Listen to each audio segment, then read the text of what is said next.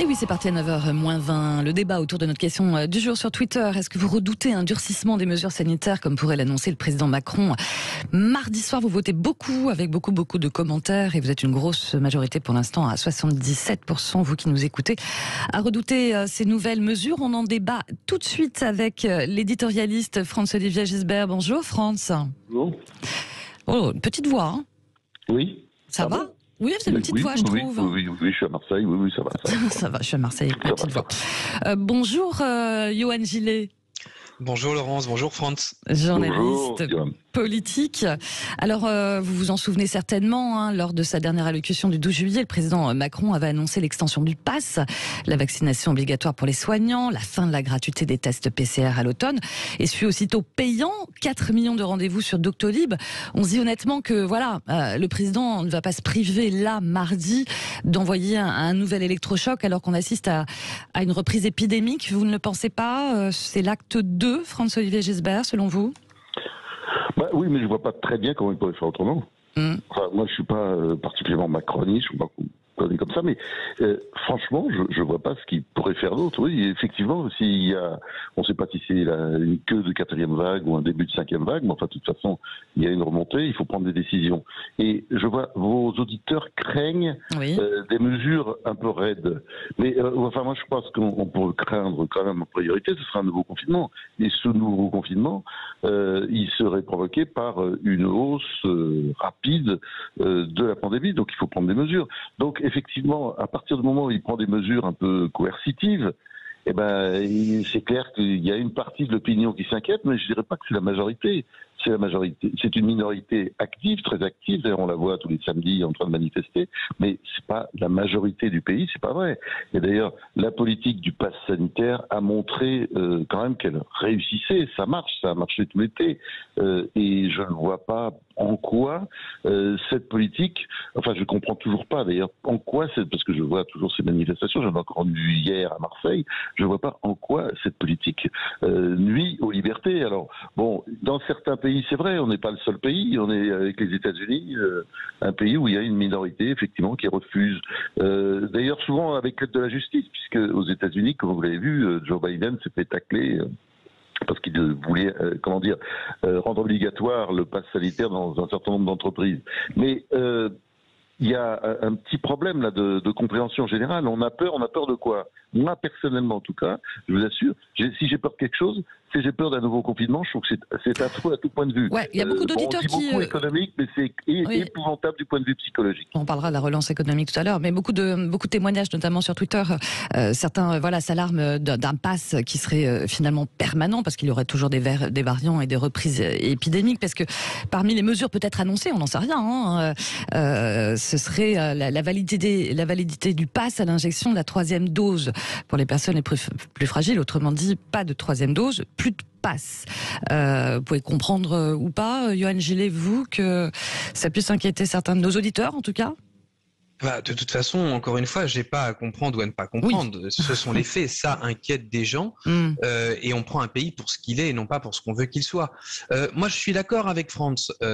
Évidemment que la question prioritaire, c'est la question de la santé publique. Je peux pas être en désaccord avec ça. Mais pour moi, encore une fois, cette crise du Covid, comme le pass sanitaire, c'est pas l'objet en tant que tel qui est problématique, c'est ce que ça révèle.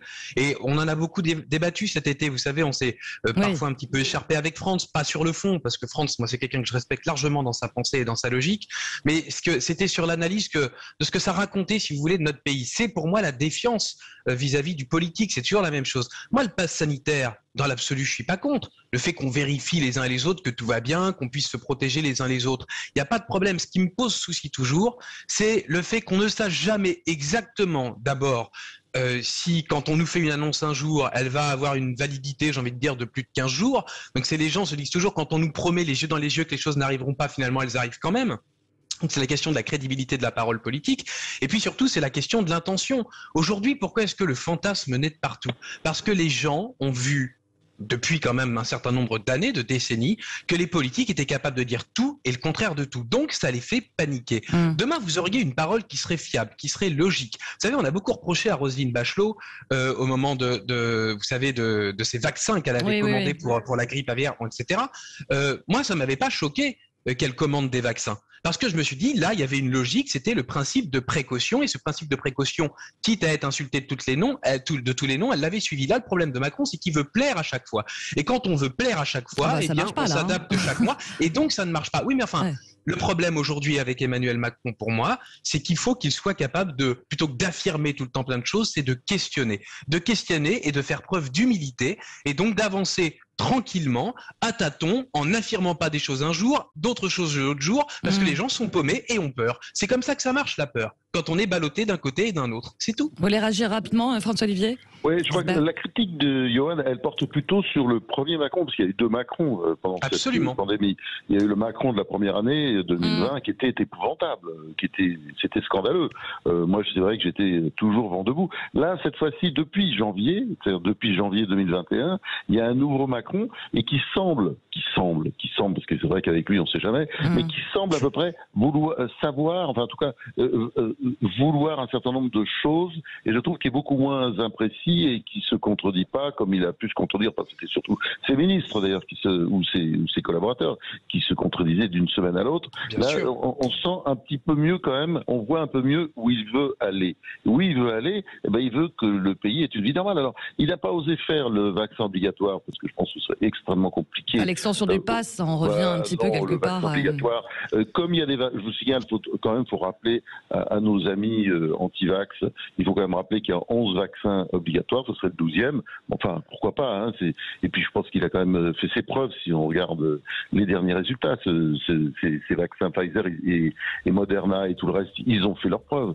Donc, vous voyez, je pense que aujourd'hui, il y a un nouveau Macron, mais c'est vrai qu'il peut toujours repiquer, et puis c'est vrai qu'il n'est pas particulièrement modeste. Là, quand Johan nous dit qu'il souhaite un peu plus d'humilité, je pense qu'il pourra toujours passer courir. Je pense qu'il n'y aura pas beaucoup d'humilité dans les semaines qui viennent. C'est trop demandé. François-Olivier Gisbert et Johan Gillet, on revient dans quelques instants pour la suite de notre débat. Puis vous aussi, bien sûr, vous continuez à voter sur notre compte Twitter Sud Radio. Il est 9h-10.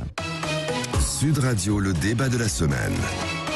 Et oui, c'est la suite de notre débat avec l'éditorialiste François-Olivier Gisbert, le journaliste politique Johan Gillet et vos commentaires bien sûr sur Twitter autour des mesures sanitaires nouvelles peut-être que pourrait annoncer le président Macron mardi soir. Messieurs, j'imagine que vous avez suivi cette semaine le bras de fer entre l'Assemblée nationale et le Sénat, l'Assemblée qui a donc qui a eu le dernier mot par rapport à cette extension du pass jusqu'à cet été. De nombreux sénateurs ont dénoncé un chèque en blanc au gouvernement qui donne les pleins pouvoirs au gouvernement et qui enjambe les élections présidentielle et législative. Vous y voyez, vous, une manœuvre électorale ou pas, Johan Gillet ? Écoutez, moi, j'ai filmé en montant avec Serge Moati l'état d'urgence dans une autre, vous savez, dans un autre contexte, c'était le contexte terroriste. Ouais. Et tout de suite, je trouve que à partir du moment où il y a des mesures d'exception, quelles qu'elles soient, il doit y avoir une vigilance. Ça ne veut pas dire une paranoïa, ça veut dire une vigilance. Moi, je crois qu'à partir du moment où on est dans des périodes qui sont des périodes d'exception, eh bien, il faut absolument une vigilance citoyenne. Donc, je pense que je ne sais pas si c'est dans l'intention d'Emmanuel Macron, du gouvernement, etc., d'avoir des espèces de chèques en blanc comme ça pour pouvoir agir à leur guise. Je dis juste que... C'est les sénateurs qui l'ont dit, quand même. Non, mais oui. Absolument. Oui, mais après, bon. Voilà, moi je dis qu'à partir de ce moment-là, il faut effectivement que nous soyons vigilants à ce que l'on va pouvoir en faire. Moi, je crois en la dérive possible à un moment donné d'un pouvoir, même dans un pouvoir démocratique. Vous savez, ce qui nous a beaucoup opposé aussi pendant cet été, c'était de savoir est-ce qu'on est en dictature, pas en dictature. Il est évident que nous ne sommes pas en dictature. Pour autant, j'ai envie de dire les germes de la dérive autoritaire ou en tout cas solitaire du pouvoir, elle est toujours présente et nous avons un devoir de vigilance solitaire. Et d'ailleurs, je crois que c'est à ça que servent les médias, c'est à ça que vous servez Laurent, c'est à ça que nous servons, c'est-à-dire être extrêmement vigilants pour vérifier. Sachant qu'on n'est pas dans une période très apaisée, ça ne vous aura pas échappé. Sûr, en plus, on est dans un contexte présidentielle, donc d'élections, et législatives aussi à venir, c'est-à-dire que c'est le moment où forcément tout le monde va douter de la sincérité absolue des engagements et des mesures qui vont être prises par les uns ou par les autres. Parce qu'on va pouvoir penser que c'est une motivation électorale qui pourra toujours, à un moment donné, suggérer l'action de tel ou tel. Donc, il faut être en extrême vigilance, oui. Je suis pas là pour dire si oui c'est bien ou si ce n'est pas bien. Je suis là pour dire qu'il faut être extrêmement vigilant et avoir une très bonne grille de lecture. Ouais. De toute façon, il y a une question d'agenda quand même. L'allocution de mardi, là, ce sera certainement la dernière fois qu'il s'exprime en tant que président. Après, sa parole sera décomptée, aura une valeur différente quand même, François-Olivier Gisbert. Non, parce qu'il peut se déclarer en janvier ou comme l'autre fois, bien sûr. Même encore un peu plus tard. Et puis non, ça, je crois que non, c'est pas fini ça. Bon, je suis très heureux, vraiment très heureux d'avoir entendu Yohann Gillet dire, je crois que c'est un événement, que nous ne sommes pas en dictature. Oui, il a dit, nous ne sommes pas en dictature. Et je crois que vraiment, je le remercie vivement. Non, mais trêve de plaisanterie. Je suis évidemment d'accord avec lui dans ce qu'il dit, c'est-à-dire que c'est important dans ces périodes-là qu'il y ait des contre-pouvoirs. Et je trouve que le Sénat, là, par exemple, il fait tout à fait son travail et c'est normal. Ouais, j'entends des cris d'orfraie parce que il retoque les projets du gouvernement. Enfin, heureusement, c'est bien. Tant qu'il y a un Sénat qui retoque les projets du gouvernement, ça veut dire que nous ne sommes pas en dictature, nous sommes toujours en démocratie, on a besoin de cette démocratie. Et je pense que cette crise très grave, contrairement à d'autres pays, disons, plus ou moins totalitaires, c'est vrai qu'on a fait la preuve qu'on pouvait l'affronter dans un système complètement démocratique, c'est clair. Certes, mais avec beaucoup de messages quand même sur notre compte Twitter d'auditeurs qui s'inquiètent aussi de la généralisation du contrôle et le fait aussi qu'on s'accoutume aussi à tous ces QR codes. Voilà. C'est une vraie question, ça aussi quand même, Yohann Gillet. Oui, je pense que c'est ça la vraie problématique, c'est-à-dire que l'enfer est pavé de bonnes intentions et la problématique aujourd'hui, c'est la question de l'humain. C'est idiot, mais l'humain, c'est pas du numérique. L'humain, ce n'est pas que du numérique. Le numérique peut aider l'humain, mais on ne peut pas petit à petit s'habituer, j'ai envie de dire, à ce que on se contrôle, que quand on va au restaurant, on flash un QR code. Vous savez, là, je discutais hier avec une jeune femme à Tours qui a un petit commerce de pâtisserie végétale et elle est très embêtée parce qu'en ce moment, elle ne fait que du à emporter, que de la vente à emporter parce que elle ne se voyait pas fliquer ses concitoyens. Donc il y a aussi une question du vivre ensemble. Et pourquoi c'est important ? En fait, il faudrait évidemment une émission beaucoup plus longue pour parler de tout ça. Mais regardez, on est en train de parler aujourd'hui de la 5G. Emmanuel Macron, il n'y a pas longtemps, a mis le paquet en disant il faut développer la 5G, etc. Je peux pas dire que je sois contre, c'est pas le sujet. Mais je ne veux pas que ça remplace l'idée aussi de la reconnexion citoyenne, de la reconnexion humaine. Aujourd'hui, on nous pond des tas de projets de partout. Je discutais aussi encore sur un débat que j'ai organisé il y a 3 jours avec des chefs d'établissement, etc., qui nous disent on nous met plein de projets citoyens à l'école, mais on n'a pas d'heures pour pouvoir les faire. Résultat du compte, on a des gamins qui de toute façon sortent complètement